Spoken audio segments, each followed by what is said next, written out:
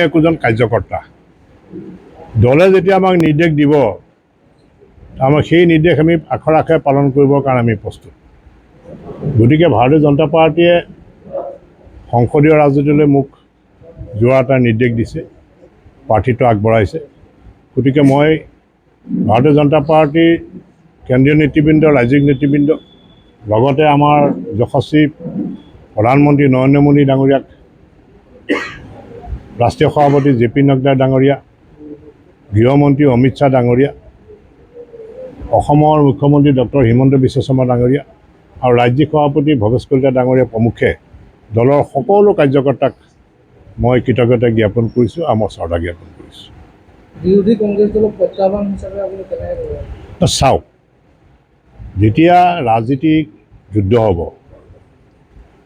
প্ৰত্যাহ্বানটো থাকিবই, আৰু বিৰোধীক মই সবল হ'বৰ কাৰণে মই অনুৰোধ কৰিছোঁ প্ৰতিদ্বন্দ্বীজন যাতে সবল হয়।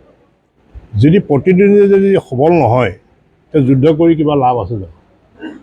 আজি যদি বিৰোধী আমাৰ মাজত নাথাকে, বিৰোধী যদি দুৰ্বল হয়, তেতিয়া আমাৰ দলৰ কাৰ্যকৰ্তাসকলে মনত ভাবি ল'ব যে আমি এনেই জিকি আছোঁ। গতিকে তেওঁলোকৰো লাহে লাহে তেওঁলোকৰ যিটো ষ্ট্ৰেংথ আছে সেই ষ্ট্ৰেংথটো কমাই দিয়ে। গতিকে মই বিৰোধীক এইটো কাৰণেই কৈছোঁ যে আপোনালোকে সবল হওক, সবল হ'লেহে যুদ্ধ কৰি পেলাই লাভ আছে। এতিয়া যেনেকৈ আমাৰ চতিয়া সমষ্টিৰ বিধায়ক ডাঙৰীয়াই কৈ গ'ল যে ইয়াত 1 লাখতকৈ অধিক ভোটত তেখেতে প্ৰতিশ্ৰুতি দিছে যে চতিয়া সমষ্টিত 1 লাখতকৈ অধিক ভোট দিয়াৰ তেওঁৰ ইয়াত তেওঁ সংকল্প দিছে। দলৰ সকলো কাৰ্যকৰ্তাই 1 লাখতকৈ অধিক ভোট। গতিকে দলৰ কাৰ্যকৰ্তাই দিনে নিশাই কাম কৰিব যে বিধায়ক ডাঙৰীয়াৰ নিৰ্দেশ মতে বা বিধায়ক ডাঙৰীয়াই যিখিনি কথা ক'লে সেইমতে দলৰ কাৰ্যকৰ্তাসকলে যে 1 লাখতকৈ অধিক ভোট কেনেকৈ আনিব পাৰোঁ। গতিকে বিৰোধীক আমি শক্তিশালী বুলি ভাবিয়ে আমি কাম কৰিব লাগিব। চাওক,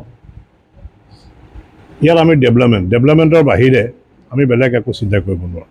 এতিয়া আপোনালোকে দেখিছে যে এই চৰকাৰখনে যে চকীঘাটৰ ব্ৰিজৰ পৰা আৰম্ভ কৰি যিটো 4 লেনৰ যিটো ৰাস্তা হ'ল, যে চকীঘাটৰ ব্ৰিজৰ এটা দীৰ্ঘদিনীয়া দাবী আছে। এইটো আমাৰ বিশেষকৈ এই উত্তৰ পাৰৰ ৰাইজৰ এটা দীৰ্ঘদিনীয়া দাবী আছে যে চকীঘাটৰ ব্ৰিজ হ'ব লাগে। গতিকে আজি চকীঘাটৰ ব্ৰিজ হৈ গৈছে, 4 লেন হৈ গৈছে। ৰেলৰ ডাবল ট্ৰেক চলিছে, এতিয়া ডাবল ট্ৰেক ৰেল চলিব, ৰেলৰ ইলেক্ট্ৰিফিকেশ্যনৰ ৰেল চলিব, এয়াৰ কানেক্টিভিটি আহিছে। এতিয়া আমি দিল্লীলৈ যাবৰ কাৰণে আগতে আমি গুৱাহাটীলৈ যাব লাগে, এতিয়া আমি হোলেঙি এয়াৰপৰ্টত আমি গৈ পেলাই খুব কম ডিষ্টেঞ্চত আমি দিল্লী যাব পাৰোঁ। গতিকে সমস্যা আছে, নদীৰ গৰাখহনীয়া সমস্যা আছে, বানপানীৰ সমস্যা আছে, এতিয়া জামুগুৰি বা চতিয়াত গৰাখহনীয়া সমস্যা আছে, এতিয়া ৰাস্তা ঘাটবিলাকতো ভাল হৈ আহিছে। গতিকে এই সমস্যাবিলাক থাকিব। সমস্যাৰ কথা সংসদৰ মজিয়াত কোৱা হ'ব, বিভাগীয় মন্ত্ৰীক কোৱা হ'ব আৰু নিশ্চয় সমস্যাবিলাক সমাধান হ'ব।